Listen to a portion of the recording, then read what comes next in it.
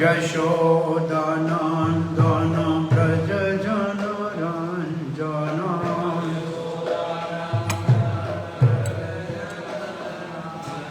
यशोदानन्दन व्रज जनरञ्जन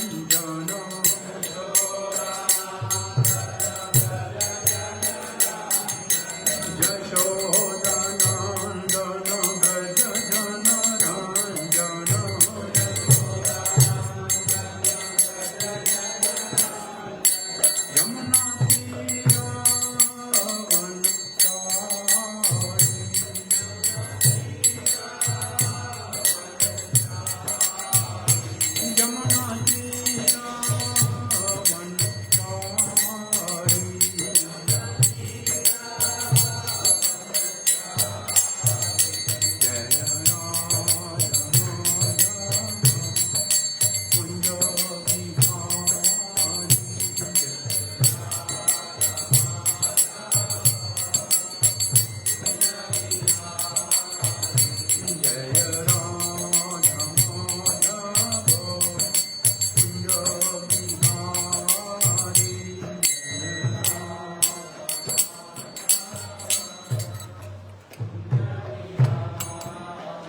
जय ओम Vishnupad Paramhans परिवृत्तिकाचार्य Shrimad divine princess Bhaktivedanta स्वामी श्री प्रभुपाद की अनंत कोटि वैष्णव वृंद की गणराज श्रीमद् भागवत महापुराण की गाय गौर प्रेमानंद।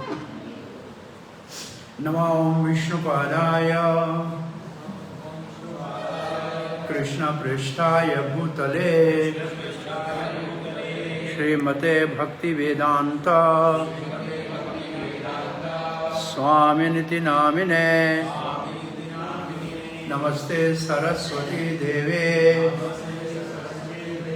गौरवाणी प्रचारिणे निर्विशेषा शून्यवादी पाश्चात्य देश तारिणे गुरवे गौरचंद्राय राधिकाय तदालये कृष्णाय कृष्ण भक्ताय तद्भक्ताय नमो नमः। ओम नमो भगवते वासुदेवाय ओम नमो भगवते वासुदेवाय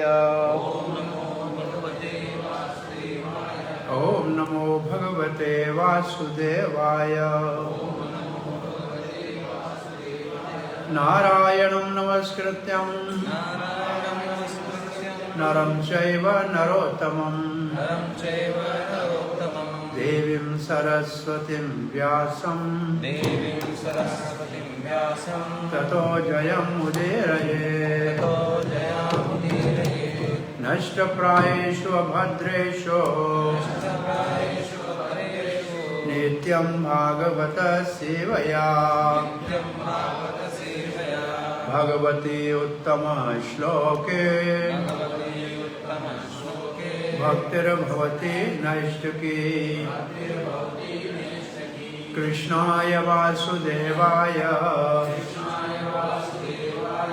देवकी नंदनाय च नंदगोपकुमाराय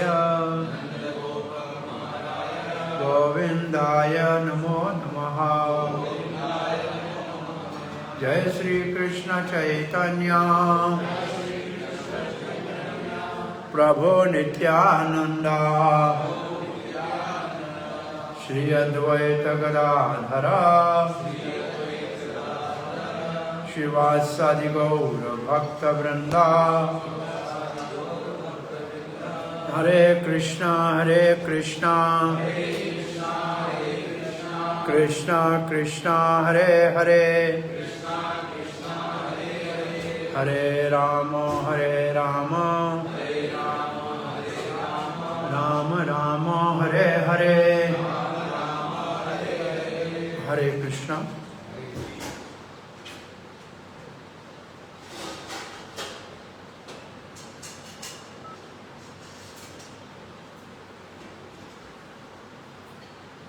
हरे कृष्ण। श्रीमद् भागवत के प्रातःकाल के सत्संग में स्कान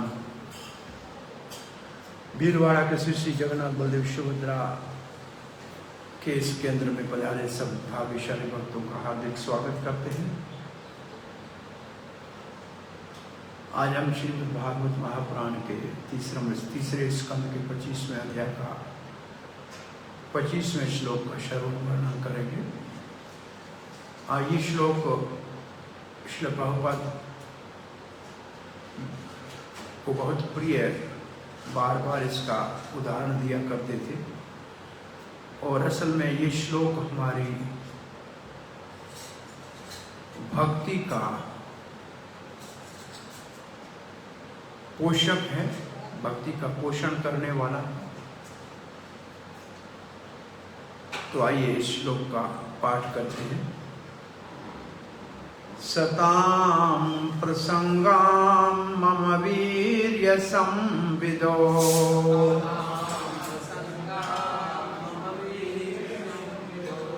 भवन्ति हृतकर्णरसायणाः कथा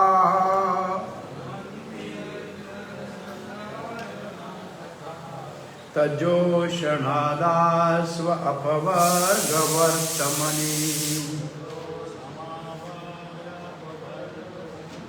शरधारति भक्ति अनुक्रमश्यति सतां प्रसंगां मम वीर्य संविदो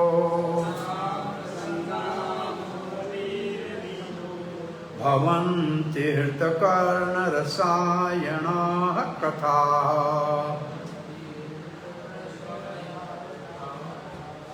तजोषणादास्व अपवर्गवर्तमनि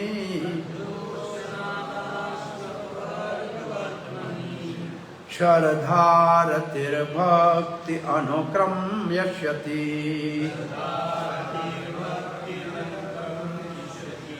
सतां प्रसंगां मम वीर्य संविदो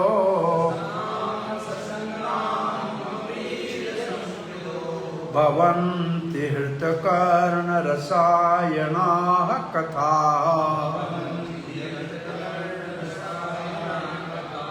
तजोषणादशावपवर्गवर्तमनि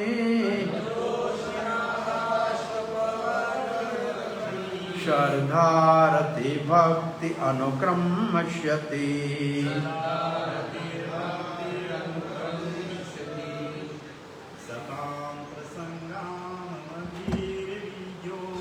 सतां प्रसंगां मम वीर्य संविदो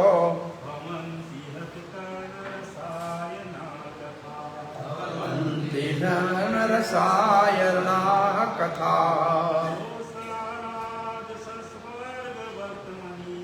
तजोषणादास्वपवर्गवर्तमनि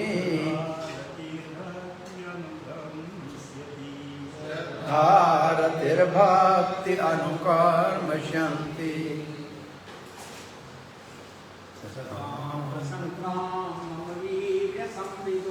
सतां प्रसंगां मम वीर्य संविदो भवन्ति हृतकर्णरसायणाः कथा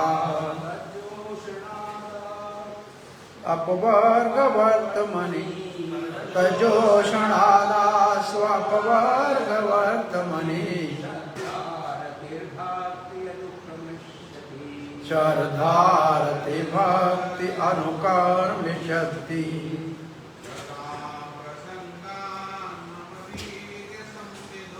सतां प्रसंगां मम वीर्य संविदो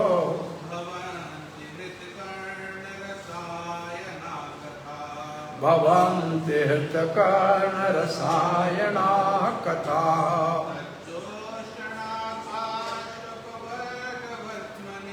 तजोषणादपवर्गवर्तमनि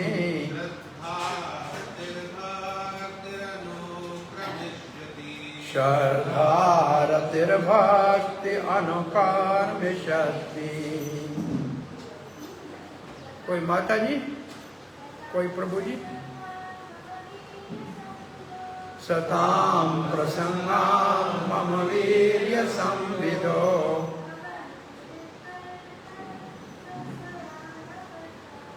भवन्ति हर्तकर्णरसायना कथा।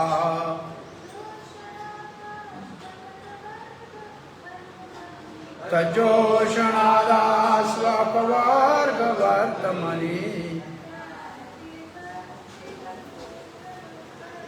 श्रद्धारतिर्भक्ति अनुक्रम्यति।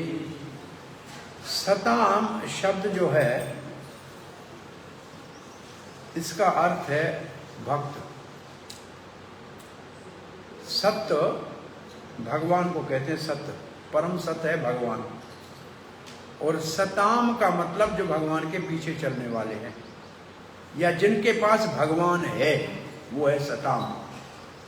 जैसे धनवान कौन है? जिसके पास धन है। भाग्यवान कौन है? जिसके पास भगवान है। तो सताम कौन है? जिसने सत्य को धारण किया है। और सत्य कौन है? भगवान। सत्यम परम धीमहि। सताम का शब्द अर्थ में आप देखिए प्रभुपाद ने क्या लिखा है। शुद्ध भक्त की। तो सताम में शुद्ध शब्द नहीं है, वैसे सताम में शुद्ध नहीं है। तो ये शुद्ध शब्द सताम में प्रभुपाद ने लिखा है। क्यों लिखा है? जब ये सताम शब्द प्रभुपाद जी अनुवाद कर रहे थे तब प्रभुपाद जी के हृदय के ऊपर भागवत का दूसरा श्लोक जो मंगलाचरण का है उसमें सताम शब्द है, वो आया ध्यान में। कौन सा श्लोक है दूसरा?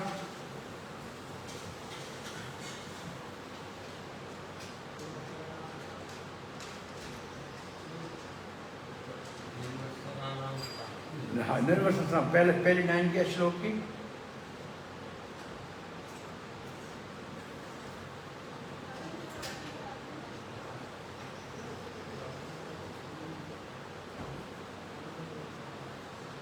धारमः प्रोजित कैवत्तव निर्मत्सराणां सतां।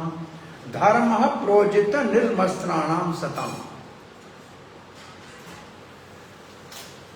धर्म प्रोजित परमो, फिर परमो है।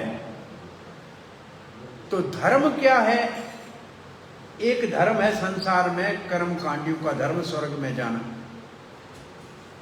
एक धर्म है ब्रह्म में लीन होने वाले ज्ञानियों का। एक धर्म है भक्तों का वैकुंठ में जाने का। लेकिन इन सब धर्मों में एक परम धर्म है। धर्मो परमः। तो वो परम धर्म कौन सा है? ये चारों नहीं है। जो उस परम धर्म का पालन करता है वो सताम है। तो वो परम धर्म नारद जी के शब्दों में वो परम धर्म है गोपियों का प्रेम कृष्ण के लिए, वो है परम धर्म। परम धर्म की परिभाषा है कृष्ण प्रेम, और कृष्ण प्रेम के उदाहरण है गोपियां। तो ये किसके हृदय में ये प्रेम जागृत होगा? निर्मत्सराणाम सताम। जो भक्त निर्मत्सर है, और निर्मत्सर का सामान्य अर्थ है जिसके हृदय में ईर्ष्या नहीं है। और जिसके हृदय में ईर्ष्या नहीं है वो है महाभागवत।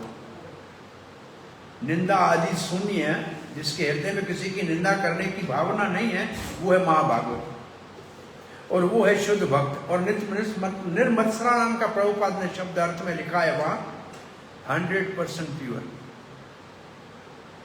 100% शुद्ध भक्त, मतलब 100% प्योर। उसमें वर्ड में देखिए सेकंड श्लोक के वर्ड में निर्मत्सराणाम सताम की माना क्या लिखी है? 100% प्योर। देखो लिखिए ना 100% प्योर।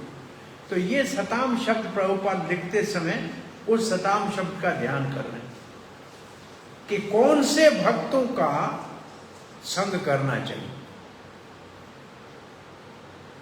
भक्तों का संग में भी कुछ विशेषण लगाया हुआ है। इसलिए उपदेशामृत में श्रील रूप गोस्वामी कहते हैं संग करना चाहिए महाभागवतों का, उत्तम अधिकारियों का, दूसरों को आदर देना चाहिए, नमस्कार करना चाहिए, लेकिन संग करना चाहिए उत्तम अधिकारी का। तो यहां सता में उत्तम अधिकारी का सूचक। प्रसंगाम, इसके बाद शब्द, उसका मतलब क्या है? प्रकृष्टेन रूपेण संग। इसका मतलब पूर्ण रूप से संग करना। तो पूर्ण प्रसंगाम क्यों लिखा है, सिर्फ संग क्यों नहीं लिखा? ये पर जहां भी लगता है तो एक इसका अर्थ हो है पूर्ण रूप से, दूसरा इसका अर्थ होता है जिसमें परम की चर्चा हो, जिस संग में भगवान के दिव्य चरित्र की चर्चा हो, जो परम है। प्रभुपाद कहते हैं ट्रांसेंडेंटल इंक्वायरीज। इसका मतलब प्रसंगा में पर लगाना बहुत बड़ा आवश्यक हो गया, और सताम को भी शुद्ध भक्त लिखना बहुत जरूरी हो गया। तो ऐसे तो कोई भक्त साथ में घूम रहे हैं, फिर रहे हैं, खा रहे हैं, पी रहे हैं, लेकिन वो काम नहीं करेंगे। सताम प्रसंगाम, शुद्ध भक्तों के संग में, महाभागवतों के संग में जो मेरी चर्चा करेगा। कैसी है मेरी चर्चा? आपकी चर्चा कैसी है? मम वीर्य, मम वीर्य संविदो। मम, भगवान जब कहते हैं मम कहते मतलब मेरे। वीर्य का मतलब मेरे शक्तिशाली लीलाओं का। संविदों का मतलब संवाद। ये जो संवाद, ये 3 प्रकार के वाद होते हैं। वितंड, वाद, और तीसरा क्या है? जलप। जलप, वितंड और वाद। और प्रभुपाद जी कहते हैं इन सब में, भगवत गीता कहती है इन सब, भगवान कहते हैं इनमें वाद मेरी विभूति है। 10वें अध्याय में जलप मतलब दोषों आपस में बहस करना, लेकिन जीतने के लिए तर्क देना। वितंड का मतलब तर्क हो या ना हो, लेकिन दूसरे को हराना है, इनसे कोई लाभ नहीं होता है।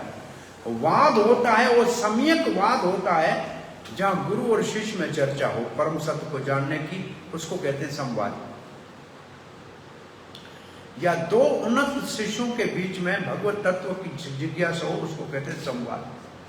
तो ये संवित मेरी शक्तिशाली कथाओं की, जहां शुद्ध भक्तों के संग में चर्चा होती है। तो एक एक शब्द में विशेषण लगा हुआ है। सताम प्रसंगाम मम वीर्य संविदो, मेरी शक्ति। मम वीर्य संविदो को अगर भगवत गीता से जोड़ेंगे तो भगवान कहते हैं जन्म कर्म च मे दिव्यम एवं यो वेति तत्वतः। तो जो मेरे जन्म और कर्म को, ये है वीर्यानि, मेरे कर्म वीर्य है और मेरा जन्म दिव्य है, इसकी जो कथा को शुद्ध भक्तों के संग में सुनेगा तो उसका लाभ क्या होगा? और उसके लिए लाभ में है, श्लोक क्या लिखा है? भवंती मतलब हासिल हो जाएगा, प्राप्त हो जाएगा। क्या? हृतकर्ण रसायन कथा। वो कथा हृदय के लिए और कान के लिए रसायन हो जाएगी। रसायन रस से निकला है, जैसे औषधियों का रस होता है, ये रसायन है। कान को भी रस देगी और हृदय को भी रस देगी वो कथा। इसका मतलब शुद्ध भक्तों के मुख से भगवान की परम रूप चरित्र की कथा, गुण रूप लीला की कथा सुनने से कान को सुनने में रस आएगा और हृदय को क्या होगा, हृदय में कैसे आनंद आएगा? दो क्यों, कर्ण और हृदय क्यों लिखा और फिर कथा लिखा है? अब आप कर्ण, हृदय और कथा तीनों को यहां देख के प्रभुपाद का शब्द अर्थ पहले देख लेते हैं, फिर आगे बढ़ते हैं। प्रभुपाद ने लिखा है भवंती बिकम्स हो जाएगा, हृदय कर्ण कान रस अयनाह प्लीजिंग, रस अयनाह। जैसे अयन कहते हैं, जैसे रामायण, राम का घर, जैसे नारायण, नर अयनम यस्य स नारायण, जल में जो शयन करे वो नारायण। ऐसे रस अयनम मतलब रस का सागर, उसके हृदय में रस, भक्ति रस भर जाएगा। कैसे और कब? तब इन शब्दों को, तीनों शब्दों को देखिए, कान को देखिए, हृदय को देखिए और रसायन क्या करेगी। तब लिखा है कि भगवान, वहां भी ये शब्द लिखा है, शृण्वताम श्रद्धया, श्रद्धा से जब सुनेंगे, सुनेंगे सिर्फ नहीं, सुनेंगे तो कान से, गृणतश्च स्वचेष्टितम, उसको हृदय से ग्रहण करेंगे, चेष्टा, सुचेष्टा करेंगे। सुचेष्टा क्यों लिखा?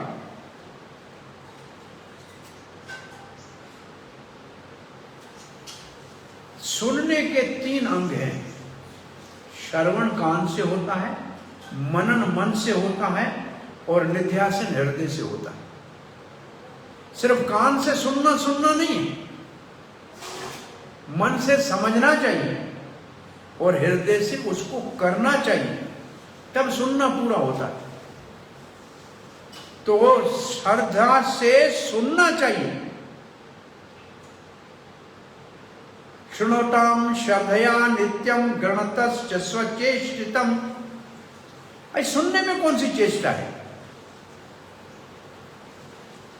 पुरानी एक हंसी की कथा इसके ऊपर हम बोला करते थे। राजस्थान में ये गर्मियां चल रही हैं अभी, अप्रैल मई की। अभी भी गांव में माता जी बेचारी चूल्हे के ऊपर रोटी बनाती है। गर्मी में पसीना होता होगा कि नहीं होगा? बेचारे ने रोटी बहुत अच्छी सुंदर तैयार की, सब्जी तैयार की, उसके ऊपर घी लगाया, अपने पति को जाके परोसा और पति को अपने हाथ से प्रेम से गिरास दे रही थी, एक हाथ से, दूसरे हाथ से पंखा झेल रही थी। तो भी पति को पसीना आ रहा।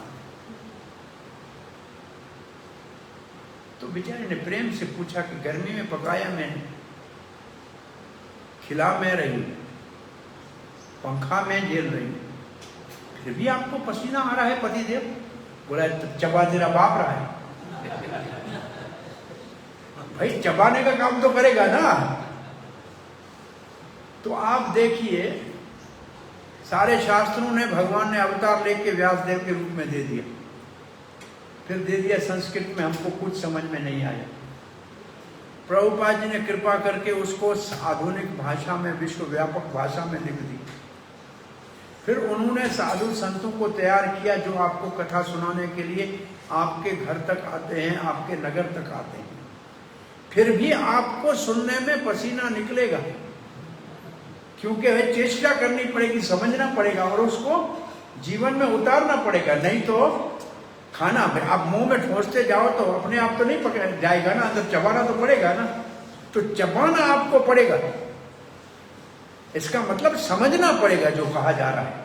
हम इतना इस एक एक शब्द के ऊपर इसलिए टाइम लगा रहे हैं कि आप इनको समझें कि इसमें लिखा क्या है। तो वहां लिखा है श्रवणताम श्रद्धया नित्यम गृणतश्च स्वचेष्टितम कालेन अधिदीर्घेण। बहुत समय नहीं लगा, भगवान विशते हृदय, भगवान हृदय में आ जाएंगे। तो सुख कौन देगा? प्लीजिंग कौन है? भगवान है। जिस हृदय में भगवान आया तो भगवान तो आनंदमय है, तो अपने आप आनंद आ ही जाएगा ना। आनंद कब आएगा? जब भगवान हृदय में प्रकट हो जाए। तो फिर प्रश्न पूछा कि भगवान आएंगे कहां से? तब दूसरे श्लोक में कहते हैं प्रवेश कर्ण रंध्रानाम, भगवान कान के द्वारा आए। कैसे? कथा के रूप में। किसके मुख से कथा निकलेगी? भागवत भक्त के मुख से जो अमृत का प्रवाह हो रहा है कथा का, वो जब कान से जाएगा तो ये अमृत संजीवनी है। तो उसके द्वारा जाता कौन है कान के द्वारा? तो क्या? प्रवेश कर्ण रंध्रानाम स्वानाम सरोरवहम। स्वानाम सरोरवहम का मतलब क्या है? स्वानाम का मतलब हर एक व्यक्ति का। सरोरवहम, सरो हृदय में है कमल, कमल को कहते हैं सरो। उस हृदय कमल के ऊपर भगवान आएंगे। स्वानाम क्यों लिखा है? बोला जिसका जैसा भाव होगा। अगर कोई भगवान को बेटे के रूप में याद कर रहा है वात्सल्य प्रेम में, तो मुस्कुराते हुए छोटे से गोपाल आ जाएंगे। कोई अपने भगवान को मित्र के रूप में बुला रहे हैं तो ग्वाल बाल के रूप में आ जाएंगे। और कोई प्रेमी के रूप में बुलाता है तो श्याम सुंदर बांसुरी बजाते हुए आ जाएंगे। ये है हर एक के भाव के अनुसार हृदय में आएंगे। भाव सरोरोहम। अरे आगे करेंगे क्या? इसका मतलब कथा से निकलेंगे भगवान। कि जिसकी कथा है वो इतनी वीर्य वाली कथा है कि उसमें भगवान है। कथा में वीर्य क्या है? भगवान। भगवान स्वयं कथा में है। और वो कान के द्वारा हृदय में प्रवेश करेंगे। करेंगे क्या? धुनोति समलम कृष्ण। तब कृष्ण बैठ के हमारे हृदय के सारे मैल धोएगा। हृदय में बहुत कचरा, कई जन्मों के कर्मों की वासनाएं पड़ी है, उसको हमसे धोना नहीं जाएगा, धोया नहीं जाएगा। श्री कृष्ण आके अंदर सफाई करेंगे, धुलाई करेंगे। धुनोति समलम कृष्ण। कैसे? यथा, जैसे बरसात हो शरत की ऋतु में तो सारा गंध बह जाता है, निर्मल जल हो जाता है। तो हृदय आपका निर्मल कर देंगे भगवान कथा से। इसका मतलब लाभ क्या है? कानों को तो सुनने में आनंद आता है, लेकिन हृदय तो भगवान धो के साफ कर देते हैं अंदर जाकर। और फिर इसके बाद का श्लोक है कि भगवान के चरण कमल उस भक्त के हृदय में प्रकाशित हो जाते हैं। और उनको देखने के बाद भक्त उसको कभी नहीं छोड़ता है। उसको रसायन, आनंद आने लग रहा है। रसायन का मैं अर्थ पूरा बताया, रस का आयन। ये रस का आयन कौन सा है? तो फिर भागवत का तीसरा श्लोक पढ़िए। कौन सा है तीसरा श्लोक भागवत का? क्या शब्द है पहला?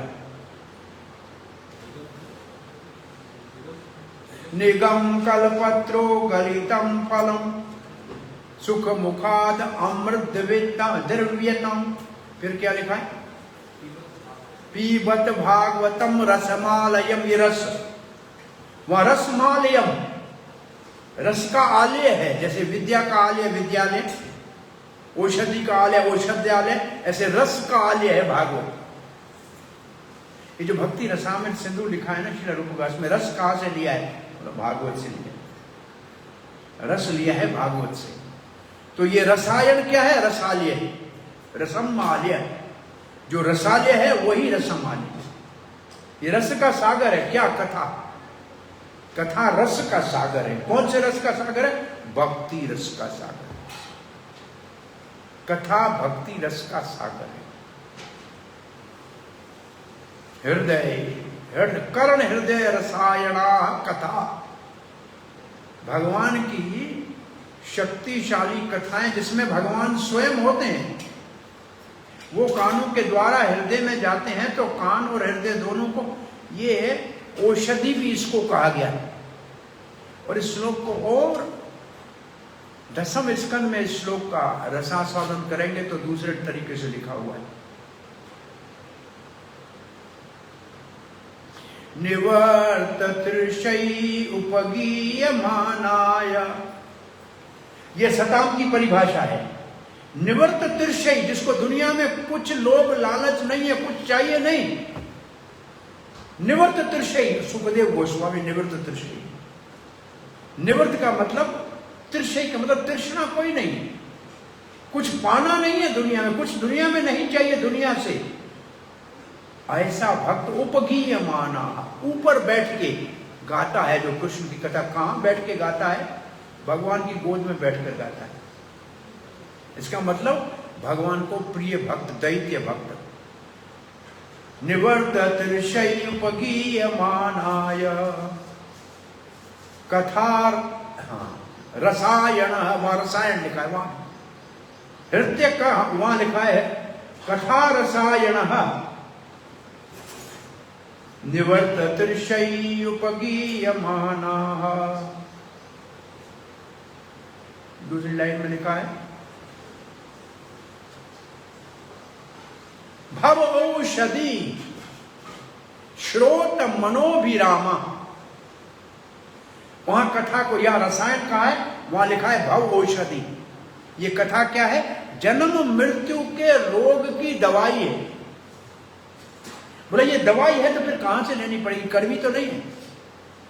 नहीं नहीं, कड़वी नहीं है, ये औषधि है, पर करण रसायन है। ये कानों के द्वारा ली जाती है और ये बहुत सुख देने वाली है, आनंद देने वाली है। किसको? नए भक्त को भी आनंद देने वाली है और उत्तम भक्त को भी आनंद देने वाली है, दुनियावी आदमी को भी आनंद देने वाली है। ये कथा तीनों को सुख देती है, कर्मी को, ज्ञानी को, भक्त को, सबको सुख देती है। निवर्त तिरछई उपगीयमानाय भव औषधि श्रोत, सुनना है, मनोभिरामा, राम का मतलब आनंद देने वाली है। ये कथा बड़ी आनंददायक है। आनंद कौन है? भगवान है। वो भगवान हृदय में आ जाते हैं और वहां लिखा है कि एक बार भगवान हृदय में आ जाते हैं तो उसको कोई छोड़ता नहीं, फिर उसी आनंद में बसा रहता है। तो हृदय में भगवान का आ जाना, ये कथा का लाभ है। ये कान को भी आनंद देगी, ये हृदय को भी आनंद देगी, क्योंकि हृदय में भगवान आ जाएंगे और हृदय में भगवान आके सफाई करेंगे। हृदय चमचमा के साफ हो जाएगा। काम, क्रोध, लोभ, मोह, मद मत्सर, कई जन्मों के दोष है, सब धुल जाएगा। भगवान धुलाई करेगा तो कुछ भी नहीं बचेगा। अब लिखते हैं तीसरा लाइन में, तजोषणात्। ये जोशनाथ की माना लिखा है कल्टीवेशन। कल्टीवेशन किसको कहते हैं? हिंदी में क्या कहेंगे कल्टीवेशन को? ये हिंदी में कल्टीवेशन के लिए प्रॉपर शब्द नहीं लग रहा है, मेरे को मिल रहा है। बीज आरोपण, ठीक है, बीज आरोपण के बाद क्या करना है? कल्टीवेशन बहुत इंपॉर्टेंट वर्ड है। संवर्धन भी अच्छा है, बहुत इंपॉर्टेंट वर्ड है। इसलिए इस भक्ति का जो डेफिनेशन है उसमें इस शब्द को कहा गया है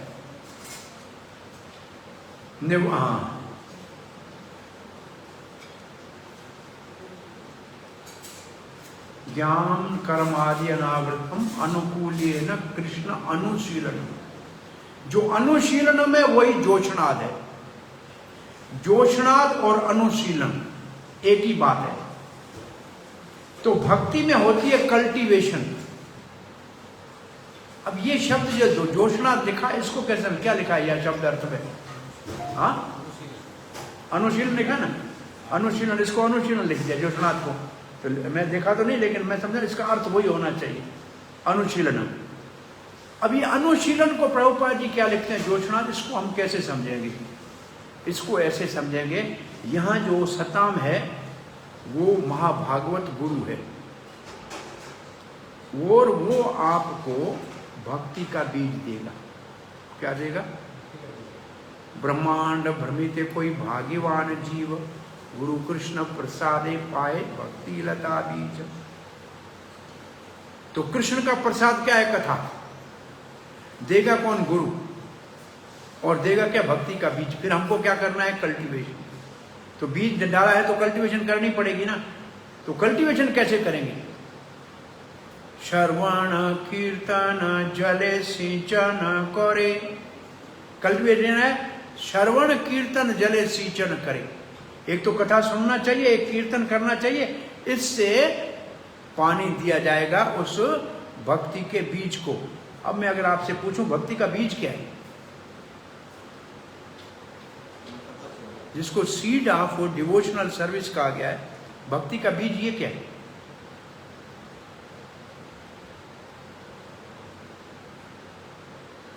कभी इस बारे में विचार किया है कि भक्ति का बीज क्या है और उस श्लोक में क्या लिखा है वहां भक्ति का बीज? साधन भक्ति के नेम, भक्ति का बीज। भगवान का नाम भक्ति का बीज नहीं है, भगवान है साक्षात। श्रद्धा बिंदु गुरुदेव दिया। हाँ, श्रद्धा देता है, उसका बिंदु देता है। और साधन भक्ति के नेम, प्रभुपाद ने लिखा है seed means rules and regulation given by spiritual master. तो कल्टीवेशन के लिए बीज जो है वो है साधन भक्ति के नेम। और 64 अंग है साधन भक्ति के। उनमें 5 अंग बहुत बड़े प्रबल है। वो भक्ति के नियमों में स्कान में स्थापित ये 5 अंग प्रभुपाद ने किए हैं।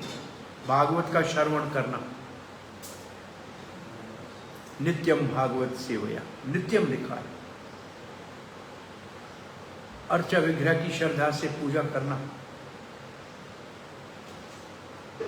नाम कीर्तन करना, भक्तों का संग करना, धाम में वास करना।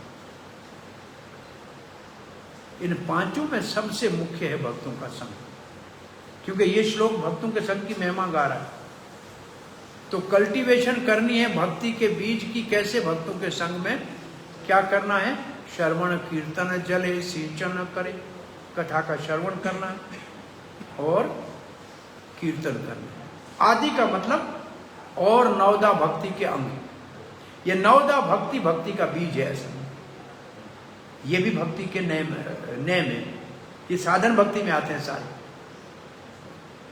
ये सारे साधन भक्ति की। भक्ति 2 प्रकार के, साधन और सिद्ध। साधन भक्ति और सिद्ध भक्ति। सिद्ध भक्ति तो पहले से पड़ी है हमारे दिल में, साधन भक्ति से उसको जगाना है। साधन भक्ति 2 प्रकार की है, वैदिक साधन भक्ति और रागनोगा साधन भक्ति। और सिद्ध भक्ति भी 2 प्रकार की है, भाव भक्ति और प्रेम भक्ति। हम जो अब कर रहे हैं इसका नाम है वैदिक साधन भक्ति। ये हम क्यों कर रहे हैं? भाव भक्ति जो सिद्ध है उसको जगाने के लिए। ये साधन भक्ति कैसे की जाएगी? किससे की जाती है? साधन भक्ति किससे की जाती है? मन कर्म वचन से। साधन भक्ति होती है मन कर्म वचन से। तो मन से क्या साधन भक्ति है? प्रभुपाद में लिखा है मेंटल कल्चर ऑफ साधन भक्ति इज भगवान की कुरुक्षेत्र की लीलाएं और वृंदावन की लीलाओं का चिंतन करना। तो कुरुक्षेत्र की लीला क्या है? भगवत गीता। और वृंदावन की लीला क्या है? भागवत। तो मन का काम है सदा ही गीता भागवत के सुमरण में लगा रहना। मन का काम है सुमरण करना। ये है साधन भक्ति में मन। और वाणी से क्या करना है? भगवान का गुणगान करना है और शरीर को भगवान के विग्रह की सेवा में लगाना है। वहां प्रभुपाद ने बड़ी सावधानी से लिखा है, शरीर से भक्ति केवल दीक्षा के बाद ही शुरू होती है। भक्ति रसामृत सिंधु में प्रभुपाद ने बहुत स्पष्ट शब्दों में लिखा है कि वैदिक साधन उत्तम भक्ति दीक्षा के बाद ही शुरू होती है शरीर से, क्योंकि दीक्षा लेंगे तभी अंदर जाकर भगवान के विग्रह की सेवा कर सकेंगे। तो क्योंकि शरीर से तो सेवा होगी, और सेवा है अर्चा विग्रह की, भगवान की रसोई बनाना, भगवान का श्रृंगार करना, आरती पूजा करना, ये सब के लिए दीक्षा चाहिए। और दीक्षा में भी मुख्य बात जो बताई जाती है वो है भूत शुद्धि करना। ये पुजारियों को अंदर जाने से पहले एक भूत शुद्धि का मंत्र है वो पढ़ते या चढ़ते हैं। इसका मतलब मैं शरीर के द्वारा भगवान की पूजा नहीं करने जा रहा हूं, मैं शरीर की सारी उपाधियों को पीछे छोड़ रहा हूं। मैं ब्राह्मण नहीं, क्षत्रिय नहीं, वैश्य नहीं, शूद्र नहीं, मैं सन्यासी नहीं, ब्रह्मचारी नहीं, मैं वानप्रस्थ ग्रस्त नहीं हूं। तो मैं कौन सा अपने आप को पूजा करने से पहले अपना परिचय क्या देता हूं भगवान को? गोपी भरतऊ पद कमलयोर दास दास अनुदास। मैं गोपीनाथ भगवान के सेवकों का सेवक हूं और मैं उनको सेवा में असिस्ट करने आ रहा हूं। वो सेवक कौन है? गुरुजन, जो नीचे परंपरा विराजमान है ना, वो असल में भगवान की सेवा करते हैं। हम जो सेवा का सामान है वो गुरुदेव के हाथ में देते हैं, फिर सब गुरुदेव के हाथ से पूजा करते हैं, हम नहीं करते। हम उस वक्त अपनी सारी पहचान को बाहर रख के जाते हैं, उसका नाम है भूत सिद्धि मंत्र। अब पढ़ेंगे अगर भक्ति रसामृत सिंधु तो वहां लिखा है, जो लव वर्ड लिखा है अंग्रेजी में वो समझ में नहीं आएगा कभी भी, वो है भूत सिद्धि की परिभाषा। I am not body, I am soul. अंदर जाते हैं तो ऐसे कुछ लिखा है। तो ये भक्ति करनी जो है ये है तज्जोषणाद का अर्थ। इसका मतलब शुद्ध भक्तों के संग में भगवान की कथा सुनने से भक्ति का अनुशीलन होगा, पोषण होगा। तज्जोषणाद, आसव का मतलब जल्दी। भाई कोई भी फसल है तो 2-3 महीने में तो आ जाएगा ना। तो आसव का मतलब जल्दी। अपवर्ग वर्तमानी, अपवर्ग किसको कहते हैं? मुक्ति को। अपवर्ग कहते हैं मुक्ति को, पवर्ग कहते हैं संसार के बंधन को। पवर्ग क्या है? प फ ब भ म, है ना। इसकी माना क्या है? प का मतलब परिश्रम। दुनिया में सभी सुबह से शाम से करते हैं परिश्रम। फिर होता है फ से फैन।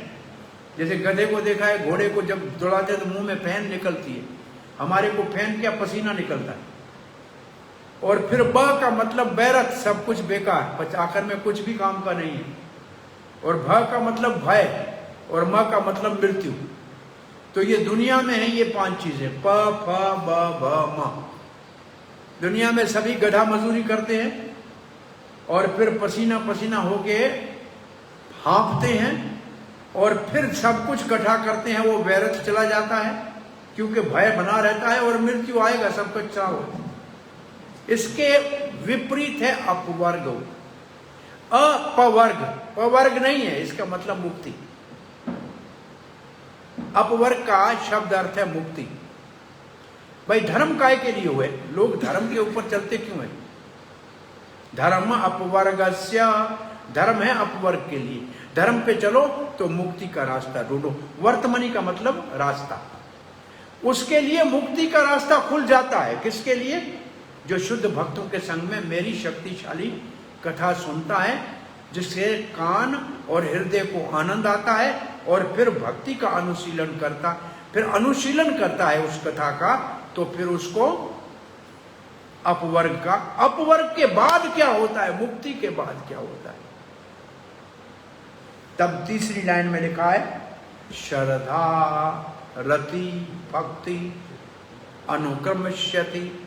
उसके बाद श्रद्धा रति और भक्ति। श्रद्धा का मतलब साधन भक्ति, रति का मतलब भाव भक्ति और भक्ति का मतलब प्रेम भक्ति। अनुक्रमश्यति मतलब एक का बाद दूसरी अपने आप जागृत हो जाएगी। इससे सिद्ध क्या हुआ? भक्ति मुक्ति के बाद शुरू होती है।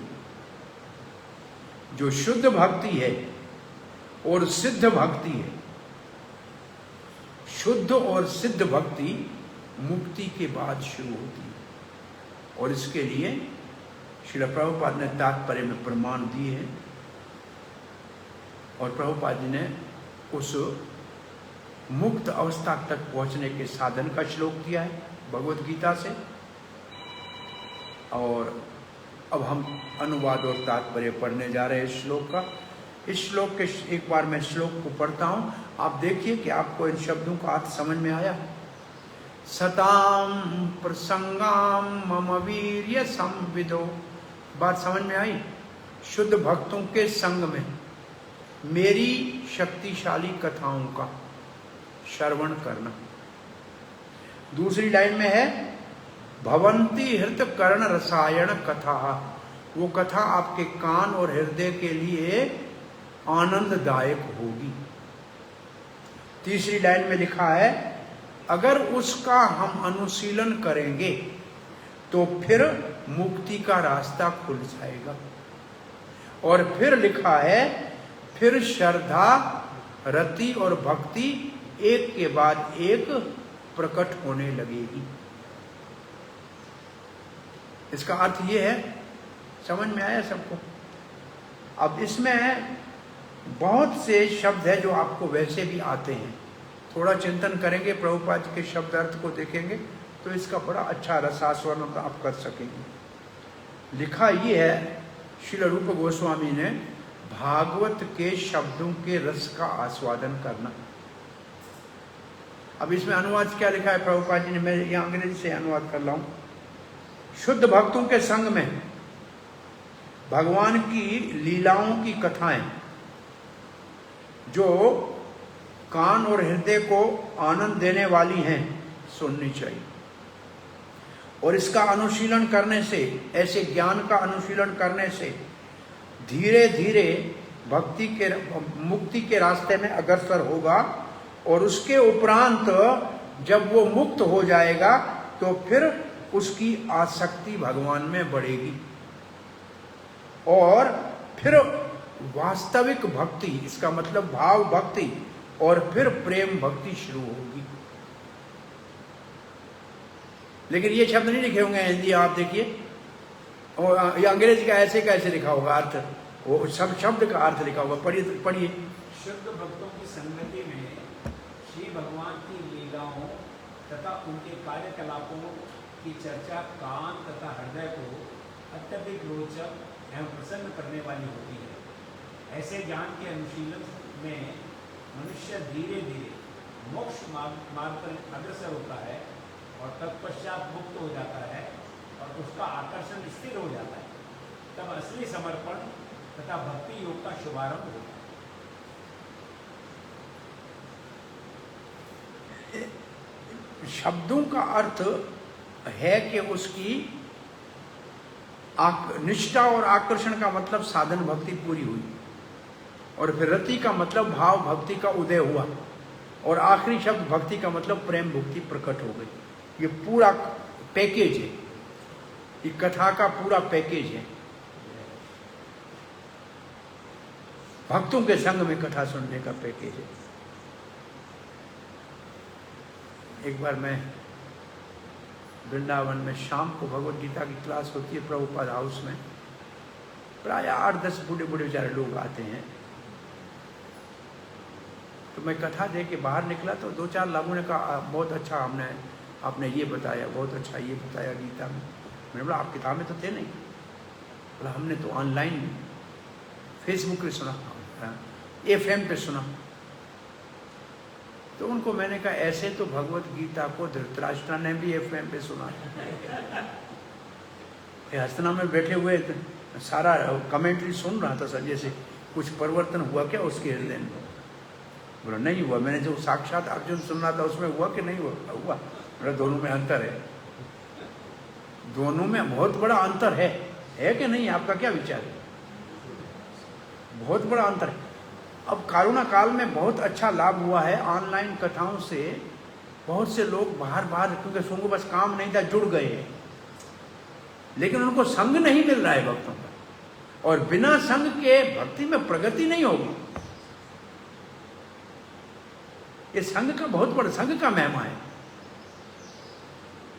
अब पता नहीं उस वक्त में व्यासदेव ने, उसने सब कलयुग के दोष देखे थे। ऑनलाइन का है दोष देखा कि नहीं देखा, ये तो नहीं कहीं लिखा है कि लोग ऐसे। ऑनलाइन में कितनी आपको आज़ादी है। हमारे पढ़ाई में ऑनलाइन आजकल हो रही है, जिसका वीडियो ऑन नहीं है उसकी एब्सेंट लगती है। पूरी कथा में अगर, पूरे टीचिंग में अगर वीडियो ऑन नहीं है तो एब्सेंट लगेगी, क्योंकि लोग ऑन करके फिर कुछ भी काम करते रहते। तो ऑनलाइन में आप, जरूरी नहीं है कि ध्यान से सुनो, तो उसका वो भाव नहीं है। और ऑनलाइन में आपको हम करेक्ट तो नहीं कर सकते हैं ना, आप क्या कर रहे हो। कुछ लोग कहते हैं किताब पढ़ के भी हम सब कुछ समझ सकते हैं क्या। ऐसे बाजार से डॉक्टरी का किताब लेके कोई डॉक्टर बना क्या आज तक? नहीं बना ना। बहुत से लोग कहते हैं किताब ही गुरु है। वही प्रसंग इतना भारी है दुनिया में, तो एक ने उदाहरण दिया, घर में पति पत्नी में झगड़ा हो गया। 2-3 दिन से बोलचाल बंद थी। तीसरे दिन पति का सुबह ट्रेन था 7 बजे का। बातचीत नहीं हो रही थी तो भोजन की टेबल पे चिट्ठी पे लिखा, कल 7 बजे मेरी ट्रेन है, मुझे 6 बजे उठा देना। पत्नी ने देखा कुछ लिखा है, शायद समझौता हो जाएगा, झगड़ा खत्म। फिर नहीं, अभी भी हुक्म चला रहा है, मुझे उठा देना। तो पत्नी ने क्या किया, उठी 6 बजे, बच्चों के ड्राइंग पेपर को लिया, मार्कर से लिखा, पति देव 6 बजे हैं, आप उठ जाइए। और ये लिख के पति जी के बिल्कुल बिस्तर के सामने चपका दी और जाकर काम करने लगे। पति सूरजमुखी था, उठता नहीं था 8-9 बजे पहले। 7 हो गया, ट्रेन निकल गई, पति उठा नहीं। 9 बजे जब अपने उठा तो झगड़ा करने लगा, तुमको उठ बोला था उठाना, मेरी ट्रेन निकल गई। बोला कब बोला था? बोला लिख के जो दिया था। बोला देखो लिख के मैंने 6 बजे लगाया। अगर वो लिखा हुआ उठा सकता तो ट्रेन पकड़ सकता था। तो ऐसे आप समझें कि किताब को पढ़ के भगवान के धाम जाएंगे, ट्रेन मिस हो जाएगी। ये तो जागाने वाला आदमी चाहिए, जगाने के बगैर काम नहीं होगा। तो बहुत से लोग, तो अब बताइए कि ऑनलाइन में आप ऑन करके सो जाओ, कोई आपको उठाने आएगा क्या? कथा वाला देखेगा क्या? यहाँ तो कोई झपकी खाता है तो दूसरे को कहते हैं इसको जरा जगा दो, वहाँ ये थोड़ी कहेंगे। और सबसे बड़ा नुकसान ऑनलाइन वालों को क्या है, अब हम थोड़ी देर के बाद सबको प्रसाद खिलाएंगे, उनको मिलेगा क्या? हाँ, अब सबसे ज्यादा शक्तिशाली भक्ति का साधन है प्रसाद, उनके भाग में नहीं है कि नहीं है? नहीं है ना।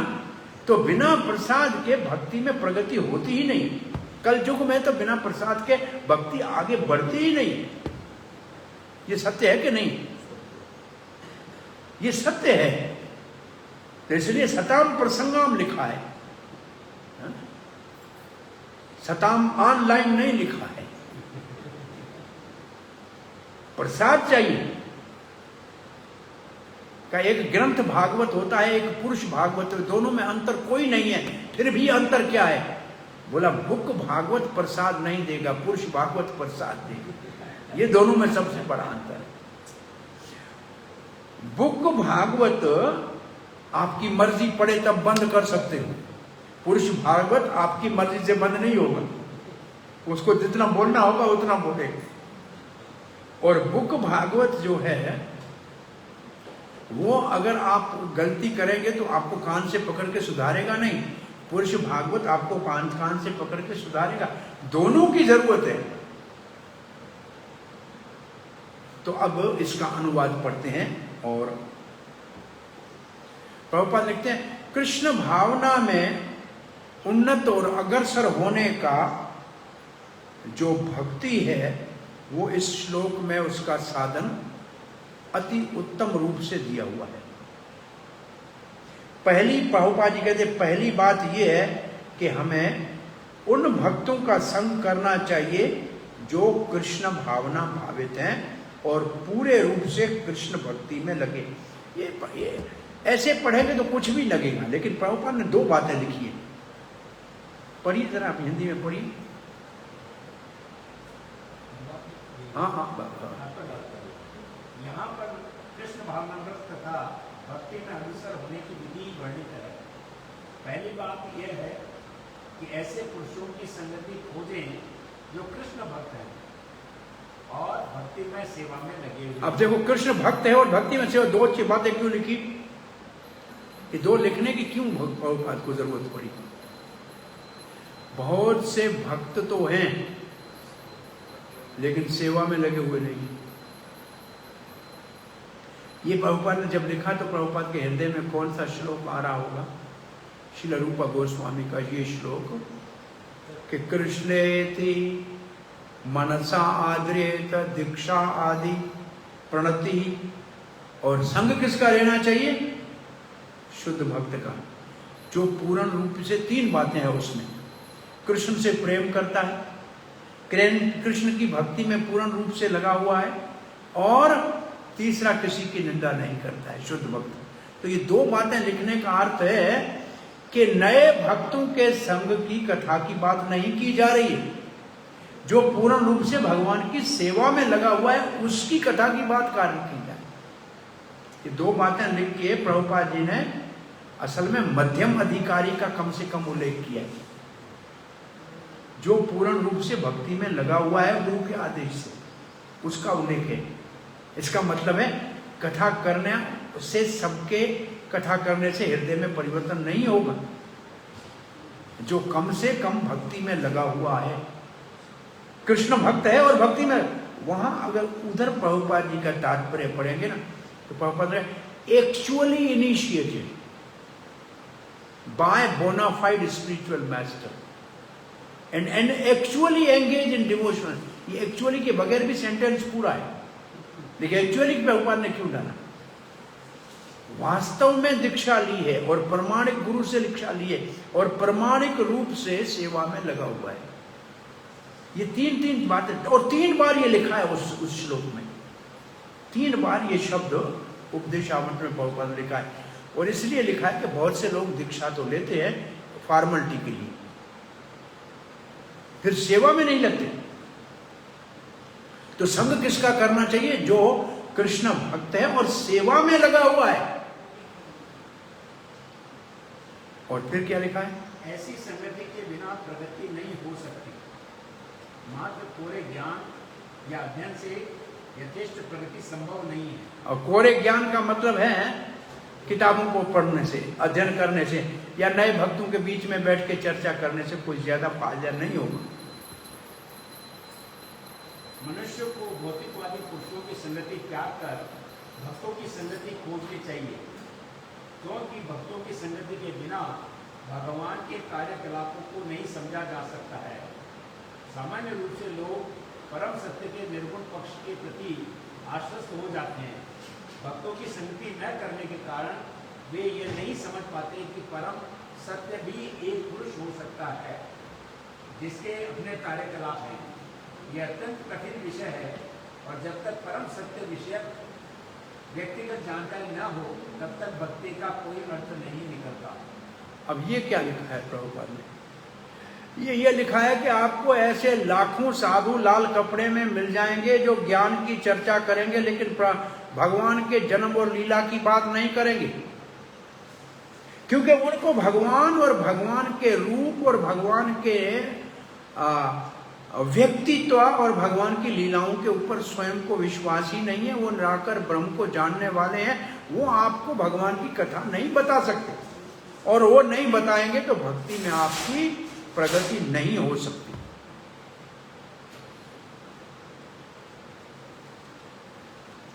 किसी निराकार की भक्ति या सेवा नहीं की जाती है। अब निराकार की क्या सेवा करोगे भाई? उसका आकार ही नहीं है, उसको भोजन क्या भोग क्या लगाओगे? इसलिए वो क्या कहते हैं, अरे अंदर बैठा है भगवान, क्या करना है भगवान, तुम ही खाओ, तुम ही भगवान हो। ऐसे करके काम चला लेते हैं, क्योंकि भगवान का उनके पास कंसेप्ट ही नहीं है। भगवान क्या है लाइट का ध्यान करो, लाइट का क्या ध्यान करोगे? लाइट को कौन से कपड़े पहनाओगे? लाइट को कौन सा आभूषण पहनाओगे? अरे भाई इतना ही निराकार में शोक है, फिर तुम काहे के लिए सुंदर बनते हो और कपड़े पहनते हो? क्या जरूरत है तुम्हारी? छोड़ो सब कुछ। तब हमारे लिए सब आश्रम वाश्रम सब चाहिए, लेकिन भगवान के लिए कुछ नहीं चाहिए। सेवा तो व्यक्ति की होती है। हर भक्तगण श्रीमद् भागवत या अन्य किसी वैदिक साहित्य में वर्णित भगवान के कार्यकलापों को पढ़कर कृष्ण भक्ति को नहीं समझ सकते। वे सोचते हैं कि ये कार्यकलाप काल्पनिक कथाएं हैं, क्योंकि उन्हें आध्यात्मिक जीवन के विषय में सही ढंग से शिक्षा नहीं दी जाती है।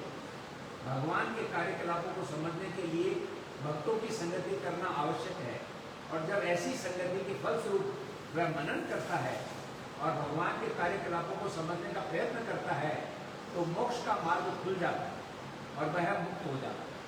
इसका मतलब है कि मुक्ति कब मिलेगी? तब भगवत गीता का ये श्लोक फिर याद कीजिए, जन्म कर्म च मे दिव्यम एवं यो वेति तत्वक्ता त्यक्त्वा देहम पुनर्जन्म नयति मां। तो जन्म मृत्यु के मुक्त कब होगा? जब मेरे जन्म और कर्म को जानेगा। भगवान ने और कोई रास्ता बताया ही नहीं। और इस श्लोक को प्रभुपाद ने भगवत गीता का सबसे मुख्य श्लोक कहा है। तो भगवान के जन्म और कर्म की लीलाओं को जो समझेगा, उसके ऊपर विश्वास करेगा, वही मुक्ति के रास्ते में आगे बढ़ेगा। जो इन बातों को नहीं करेगा, वो मुक्ति का रास्ता नहीं ढूंढ सकता। अब पूरा जिस व्यक्ति को भगवान में दृढ़ आस्था होती है, वह स्थिर हो जाता है और भगवान तथा भक्तों की संगति के लिए उसका आकर्षण बढ़ जाता है। भक्तों की संगति का अर्थ है भगवान की संगति। जो भक्त ये संगति करता है, उसमें भगवान की सेवा करने की चेतना जगती है, और फिर भक्ति योग के दिव्य पद पर स्थित होकर वह धीरे धीरे सिद्ध हो जाता है। भगवान भक्त की सेवा का भक्त का संग माने भगवान का संग। ये कैसे? तो भक्त भगवान है? नहीं। भक्त का संग माने भगवान का संग। भक्त के संग में भगवान की कथा मिलेगी, और भगवान की कथा और भगवान में कोई अंतर नहीं। भक्त का संग भगवान का संग कैसे है? क्योंकि भक्त के संग में भागवत सुनने को मिलेगी। भागवत और कृष्ण में कोई अंतर नहीं। इस भाव से भक्त और भक्त से मिलना मतलब भगवान से मिलना मतलब भगवान की कथा सुनना। और भी आगे है ना, खत्म हो गया। भक्ति योग के दिव्य पद पर पहुंचकर तो इसके तो और जगह पे एक श्लोक, इससे ऊपर कहीं एक श्लोक है जिसमें मुक्ति के बाद भक्ति शुरू होती है, और वो श्लोक है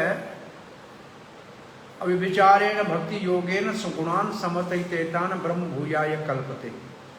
प्रकृति के तीनों गुणों से ऊपर उठ के ब्रह्म के स्तर के ऊपर मुक्त होने के लिए शुद्ध भक्ति करनी पड़ेगी।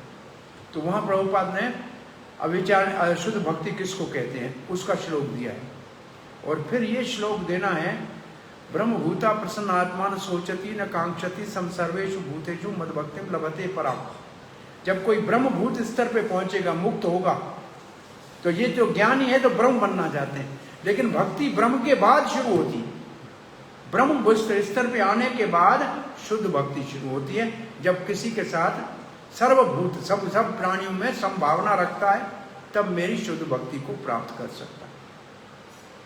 तो मुक्ति के बाद भक्ति शुरू होती है। यह हमारी कथा पूरी होती है। आपका कोई प्रश्न जिज्ञासा है?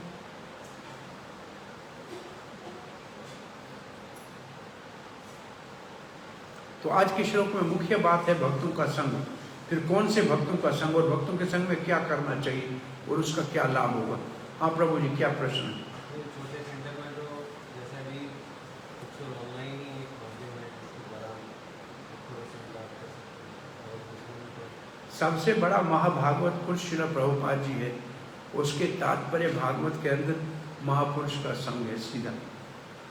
उसको ठीक तरह से पढ़ने का श्रद्धा से अगर विश्वास से करेंगे तो अंदर से भगवान बैठा हुआ परमात्मा हमारी श्रद्धा को देखेगा, तो उनके अर्थों को अपने आप प्रकट करेगा। प्रभुपाद जी का संग अपने पुस्तकों में प्रभुपाद ने कहा, मैं सदा जीवित रहूँगा और मेरा संग मेरे पुस्तकों में आप प्राप्त कर सकते हैं। ऑनलाइन के लिए मानो ऐसा कहा जाए, एक बार प्रभुपाद को किसी ने आके कहा कि मैं क्या कर सकता हूँ, मुझे नौकरी करनी पड़ रही है और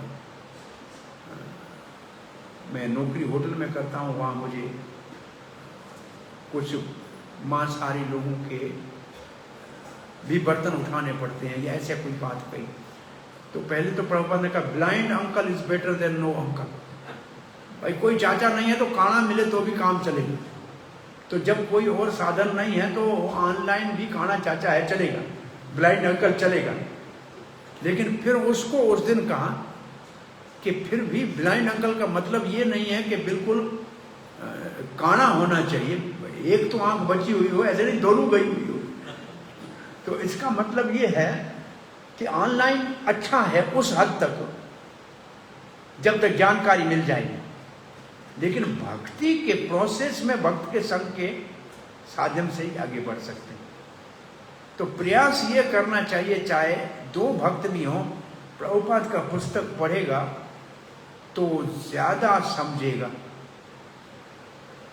और सिर्फ ऑनलाइन सुनेगा तो इतना ऑनलाइन अच्छा है आपको इस भक्ति में लाने के लिए, लेकिन भक्ति में आगे बढ़ना है तो भक्त का संग जरूरी है। ये श्लोक ये बहरा है कि भक्ति में आगे बढ़ना है, भाव भक्ति को प्रकट करना है। तो भाव भक्ति तो शुद्ध भक्त के हृदय से जब संवित और आह्लादिनी शक्ति कृपा करके किसी के हृदय में जाएगी तभी भाव भक्ति जागृत होगी, वो ऑनलाइन से नहीं हो सकती, वो तो संग से ही होगी। भाव भक्ति तक पहुंचना है तो प्रेमी शुद्ध भक्तों का संग अनिवार्य है।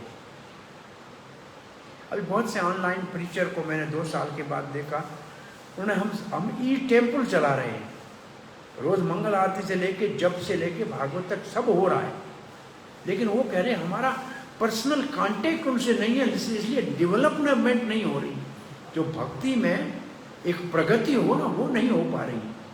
बोला अच्छा है, बहुत से लोग जुड़े हैं, जप भी कर रहे हैं, रोज आ भी रहे हैं, लेकिन जो भक्ति में प्रगति हो वो नहीं दिख रही है, क्योंकि पर्सनल टच नहीं है। ये बहुत से ऑनलाइन प्रीचर ने अपना अनुभव बताया है। तो एक दृष्टि से कोरोना ने बहुत से लोगों तक पहुंचने के लिए हमें ऑनलाइन का एक सुविधा दी, लेकिन इस सुविधा के माध्यम से हमको भक्त बनाने के बाद उनको व्यक्तिगत संग देने की आवश्यकता है, उसके बगैर वो भक्ति से आगे नहीं बढ़ पाएंगे, वहीं रुके रहेंगे। अच्छा है, बेहतर इससे भी, इसलिए हमने VIC में ऑनलाइन चला रहे थे 2 साल, इस साल का हम ऑन साइट जरूर शुरू करेंगे। ऑन साइट के बगैर वो रिजल्ट नहीं आ सकते जो ऑन साइट में आने चाहिए। इस साल ऑन साइट कोर्स शुरू कर दिया, ऑनलाइन चला रहे हैं लेकिन ऑन साइट आवश्यक है।